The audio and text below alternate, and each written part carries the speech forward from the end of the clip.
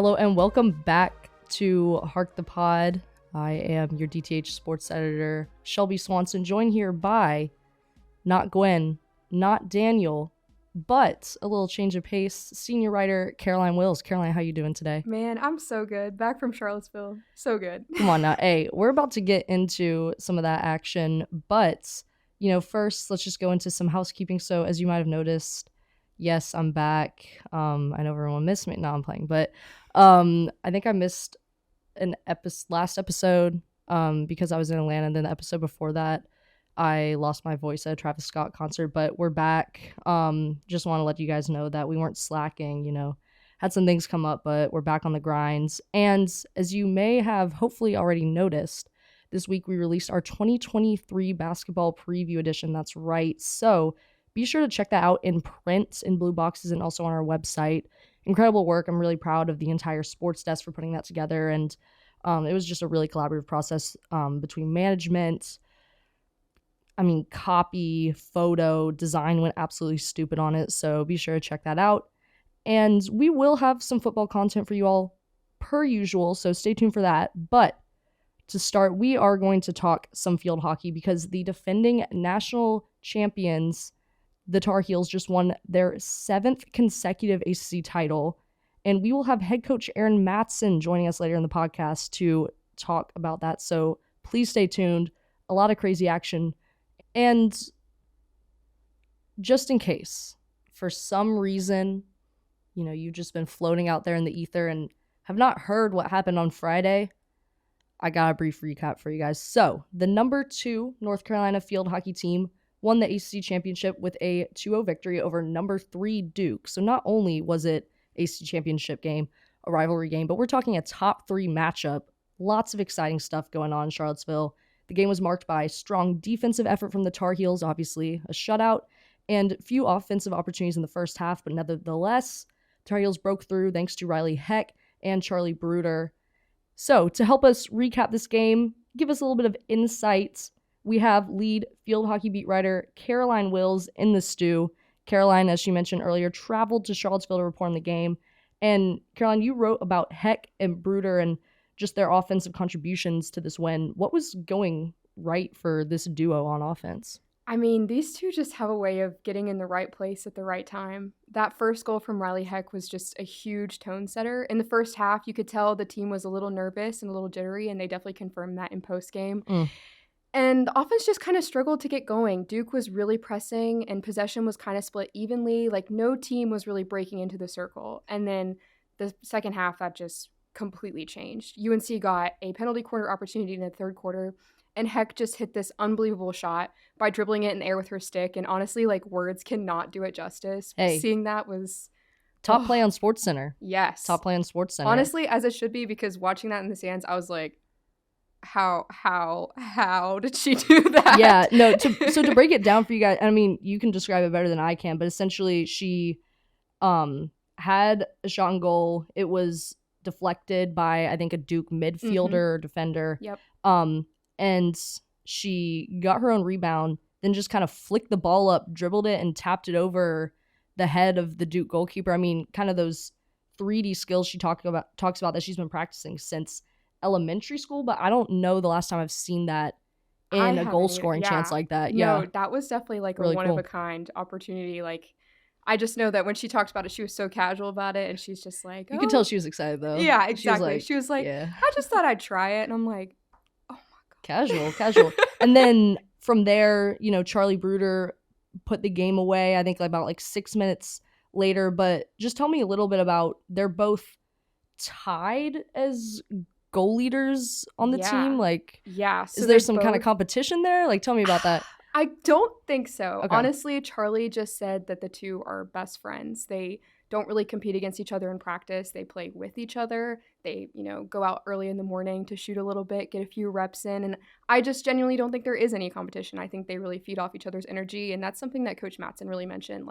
They're more of a duo. They're more of a just unit on the offense, not really people who are competing for that number 1 spot. Right. And I think it was Heck who assisted Bruder on that second goal. So really a dynamic duo, and it'll be really interesting to see what they do later in the postseason. Obviously, now the Tar Heels are preparing for the NCAA tournament as they seek to defend their 2022 national championship. And to help us recap the recent ACC title win, as well as look ahead, we are joined by none other than UNC head field hockey coach Erin Matson.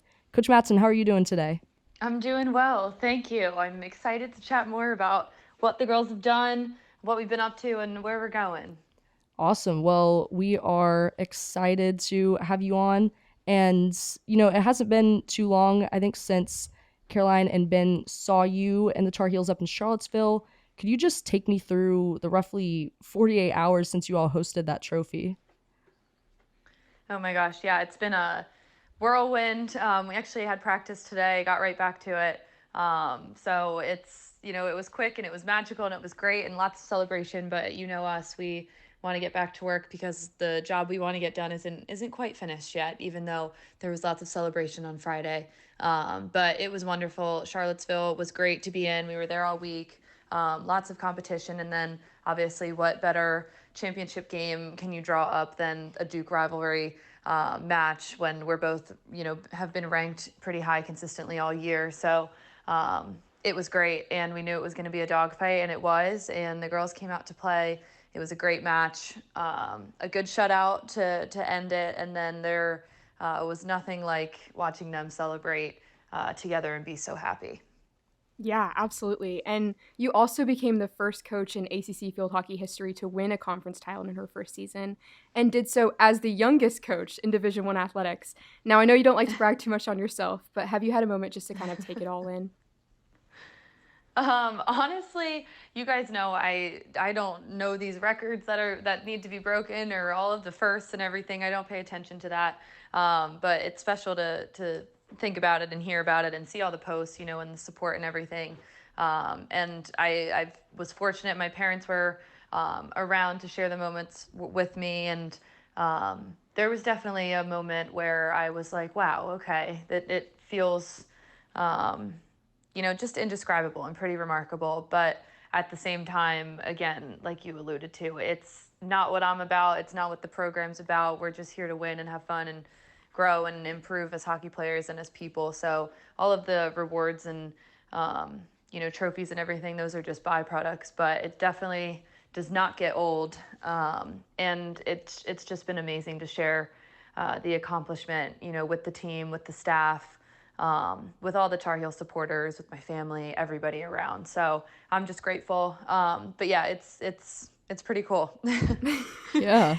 And just shifting the focus back to your team, me and Caroline were talking about it a little bit earlier, but just wanted to talk about that Riley Heck goal. We were kind of joking amongst ourselves like, hey, that's going to be a Sports Center top 10 play. And then I think it was confirmed on Twitter the next day, like, it was number one. I know after the game, Caroline was telling me that you said you were a little bit too nervous to watch it. But I mean, now that you've seen the clip floating around, just what's your reaction? What does it say about Riley as a player and her role in the team? Yeah, I mean, it was beautifully drawn up. We practiced a ton, and we knew that in a moment we could whip it out, and it was up to them to execute it. And everyone involved in the corner, especially Riley, did just that. It was one of the most Riley Heck goals you'll ever seen, with her just being creative and seeing whatever the defense did, it doesn't matter. She's going to find another way and make it, use her little flair and finesse and everything in her skill. So it was really cool. And then obviously not only was it a beautiful goal that, earned Sports Center top 10 number one, but also it was meaningful in the game winner, and everyone was really happy for her. But it definitely was beautiful. It definitely was Riley Heck, and that's why she earned the MVP award of the tournament. That's why she has the accolades and the respect of her teammates and the people around her. So super proud of her to just execute in that moment and come up big. And yeah, she couldn't have made it any more beautiful. And then you guys are already back on the grind, practicing Yes. today as you prepare to start NCAA tournament play. The tournament will start this upcoming weekend and all of this. And at the time of this interview, we don't quite know the bracket yet. Unfortunate. They couldn't move it up for us. Oh, but, I know, hey. I know. But with that being I said, know. yeah. Come on now. What are you all focusing on this week as you tune up for the chance to defend your national title? Yeah, we're just excited to be back at home. I think it's going to be amazing for all the students to get out, our friends and families to be down. There's nothing like playing a field hockey match in Karen Shelton Stadium. So we're really excited just to be home and to feel the support of the town and put on a good show for everybody.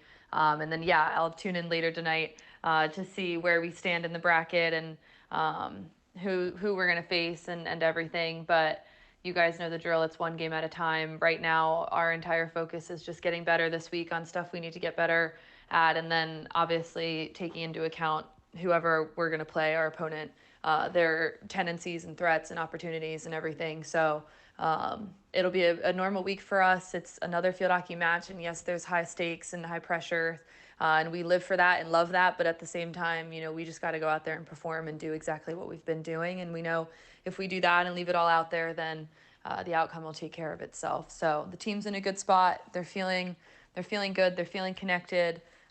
They're working really hard together and leaning on each other, and they're really hungry. So it's everything we can ask for. Hey, I mean, we're all about hunger here at DTH Sports, so love to hear that. And yeah, I mean, again, that's just a shout out to all our listeners that we're pretty lucky. A lot of this NCAA tournament action will be happening in Chapel Hill.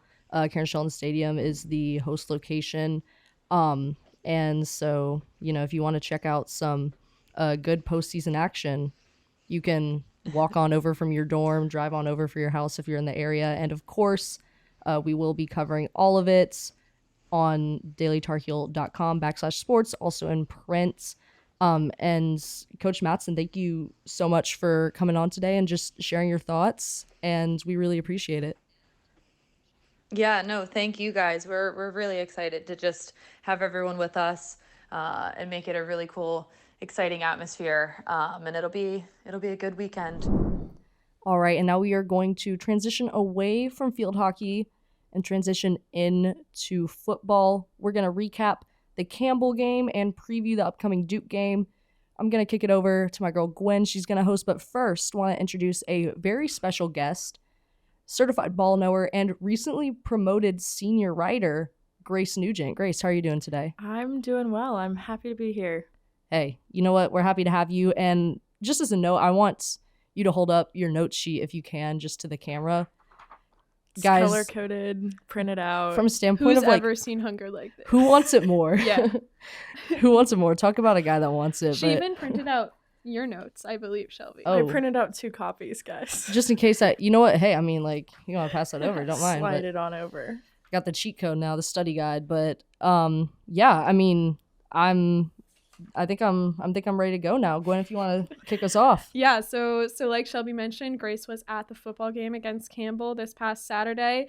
It was Shout out. your first football game, too, that you've covered for the Daily Tar Heel. But New to you this, have- but true to this. New to this, but true to this. But Grace has been at plenty of football press conferences throughout the season. Shout out, always covering that coach's presser on Monday. Favorite Come on now. Monday experience. Come on now, just you and Mac And Gene. You And can't forget Gene. Gene and Gene. Chip. and Chip And Chip. and Chip. But yeah, what are your biggest takeaways from the game? Well, I mean, as you saw, it was a blowout, but that was expected. Campbell, although their QB ranks high in the FCS, they're still a lesser opponent compared to the Tar Heels. So the biggest thing for UNC was trying to get the defense back on track, because that's really what's let them down the past 2 games. And they're starting to get there. The operative word in that sentence being starting, because the offense of Campbell is not going to be the same as Duke, Right. State, Clemson that they're coming up and playing. But defensive coordinator Gene Chizik, or as he officially likes to go by, assistant head coach for the defense. Give us the full Defensive title. coordinator. Yes. Sat Defensive down all the players after GT and had all of the assistant defensive coaches, and they all had just a big discussion about where they were in the season, and they were not satisfied at all. Yeah, and I think Cedric Gray was saying that's like the first time he's seen Right. Chizik do that, essentially with him, all the players, all the assistants. It's like, oh, it's real. Yeah, it's definitely something that I think was necessary because they were really getting killed by tempo, bubble screens, QB runs, especially against UVA and GT. I mean, that's where all their kind of stuff came crashing down. But said that they're communicating more, especially with tempo. They were so terrible against tempo. And now they're kind of planning things out 3 to 4 plays in advance, and they're just working on defending between the spread and just those tempo offenses that some of the teams will pull out. Yeah, and I mean, I think we can safely say it's played out well. An ultimate 59-7 score, and, you know, obviously the focus is kind of on the defense and how the defense was going to rebound from those 2 losses. But just want to shout out for a second, sophomore running back Amari Hampton had an impressive game with 144 rushing yards, reaching that over 1,000 rushing yards threshold for the season.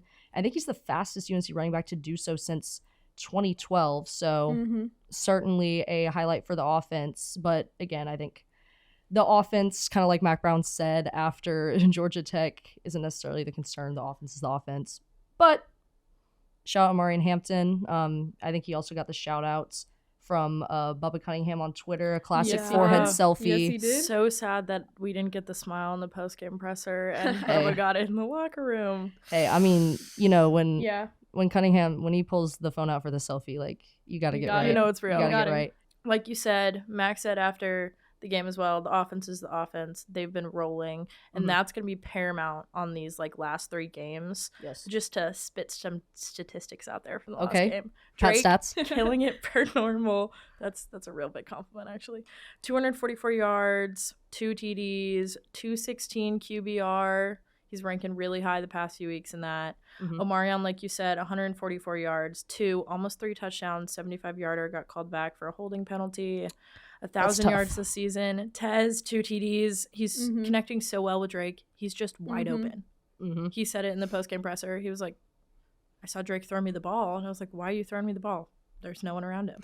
So he's really creating space. But the bottom line is that the complementary football scheme that Chip Lindsey runs with spreading the ball around, relying on that strong run game, and thus to open more options for Drake over the top, runs really well. It reminds me of that Seattle Seahawks with Marshawn Lynch, Russell Wilson.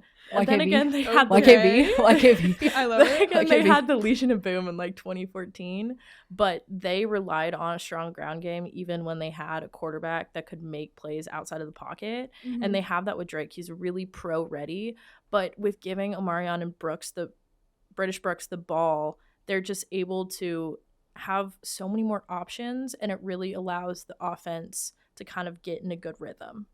Yep, 100%. I mean, akin to, you know, the necessity for UNC men's basketball, for instance, to, you know, build some reliable 3-point shooters outside to open up Baycott inside. Kind of the same idea, you know, just cross sport. But yeah, come on now. But Duke next weekend, question mark?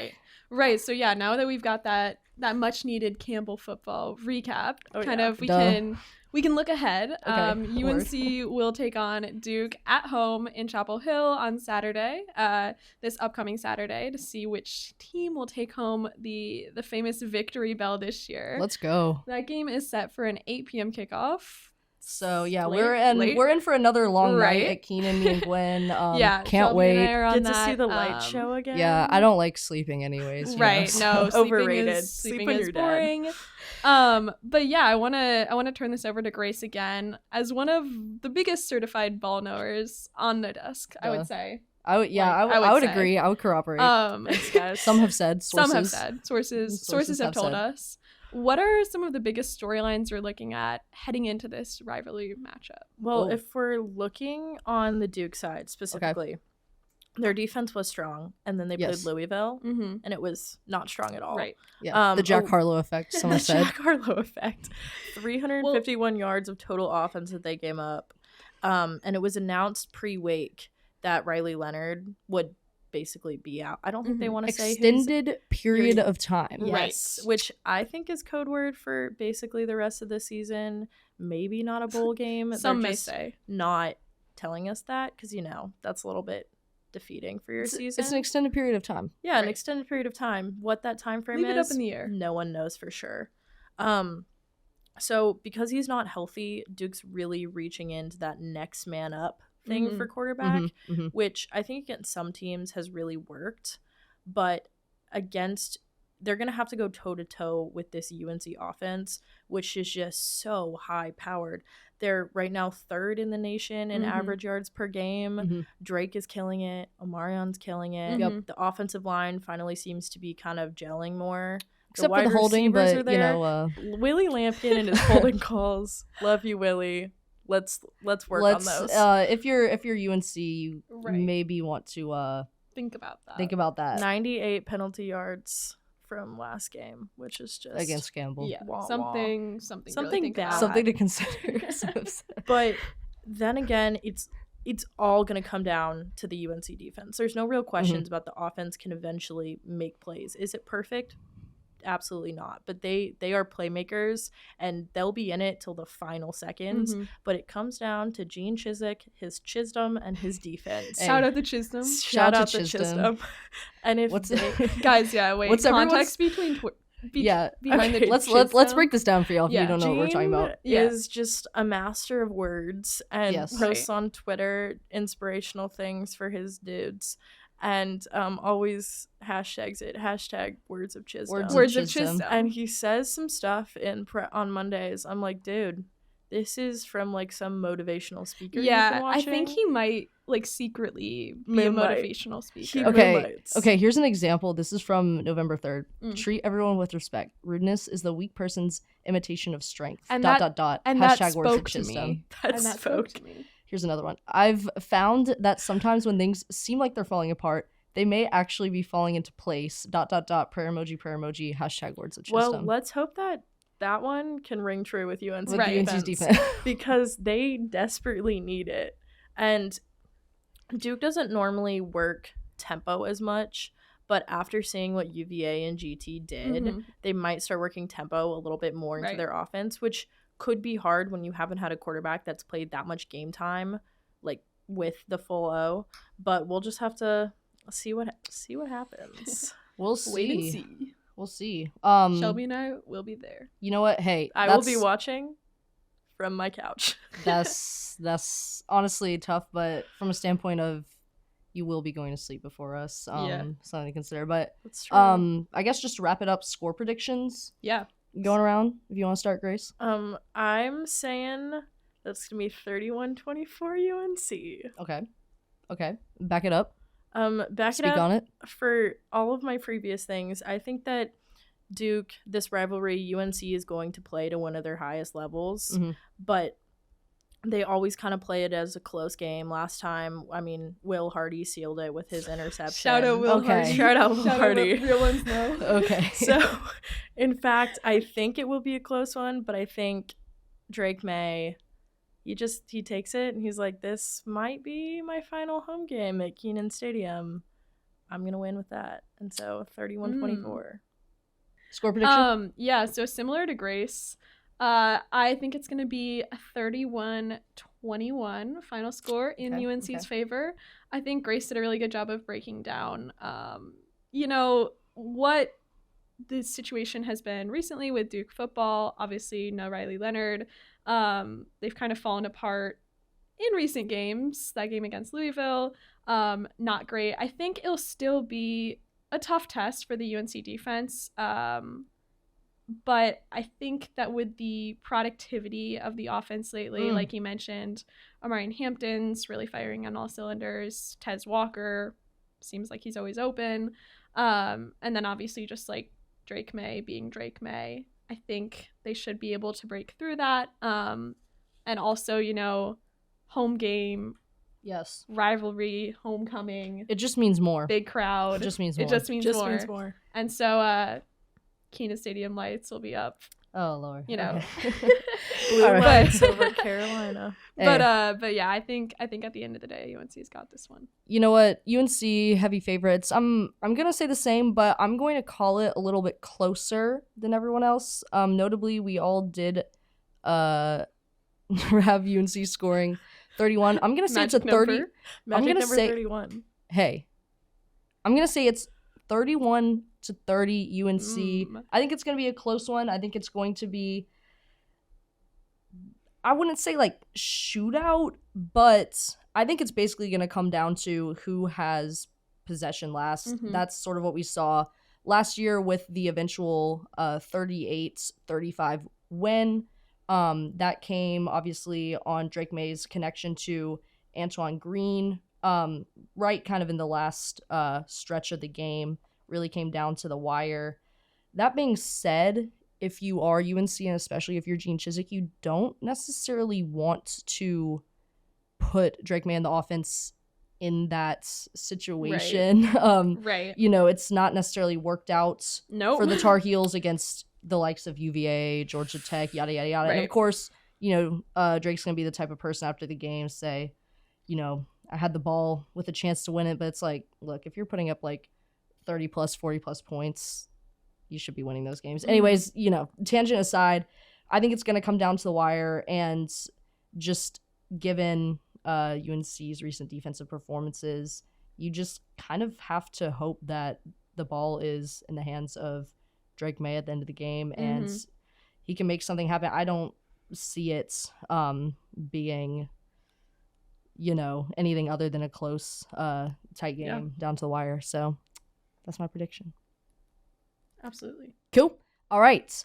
And with that, we are going to go into a little bit of quick hits. Can I get a quick hits? Quick hits. Whoa. In Synchronized. All right. Starting off with men's soccer, the number 7 seed North Carolina men's soccer team upset number 2 seed Wake Forest 1-0 in the quarterfinals of the ACC tournament on Sunday evening in Winston-Salem to advance to the ACC tournament semifinal.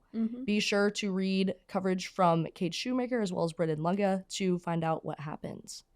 In volleyball news, the North Carolina volleyball team had a strong start, but ultimately lost to the Wake Forest Demon Deacons on Sunday in a reverse sweep over 5 sets.